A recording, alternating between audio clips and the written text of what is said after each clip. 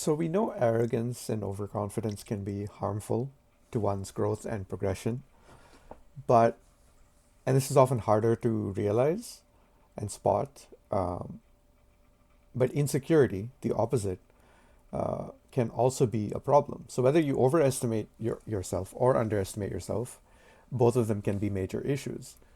And the solution for both of them is to ask other people for feedback, right? For an honest analysis of what's holding you back or what could help you, what you need to do to improve, what needs to change about you.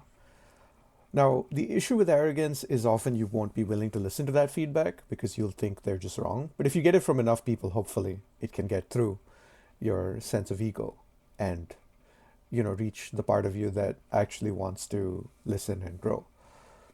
And if you're insecure, you'll be afraid to ask for the feedback in the first place. But if you can get through that fear and do it anyway, it will be worth it because when people do give you the feedback, you are likely to believe it.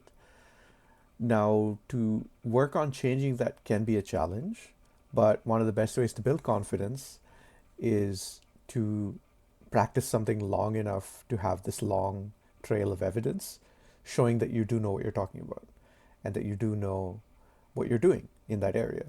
Because with that competence, naturally confidence will come because you'll be able to speak effectively on that thing. If you notice when someone's talking about something that they're passionate about, they're naturally confident. They aren't underestimating themselves at that point, right? The underconfidence comes when someone asks you, "Are you sure?" or "Do you think you can do this?" or "Can you deliver on this?" right? And so on. So like realistically, we only begin to doubt ourselves when we are asked to measure ourselves. Before then, if we're just in the act of doing, then we're perfectly fine.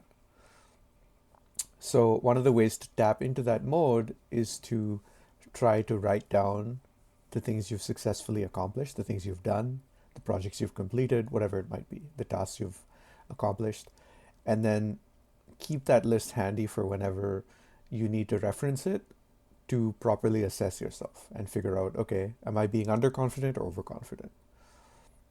And if you feel you're being overconfident, then it can be worth taking a step back, taking some time to learn the thing, to practice the thing, to try to get a better sense of where you're at.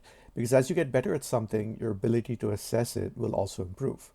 So if you are a poor judge of it at the beginning, then you're probably just learning and you're not good enough at it yet, which is fine, right? Just keep practicing it, and then your idea of what you don't know will grow so that you have a more accurate assessment of what you don't know. And over time, you will become naturally more humble because you'll realize there's just so much to learn that you haven't learned yet. And the more you learn, the bigger that will become, right? So it's natural. And you can also help people around you in a similar way, right? So when you ask for feedback, it also opens other people up to asking you for feedback in the future. So I think it's just one of the best ways to live, to be open to feedback and open to giving feedback.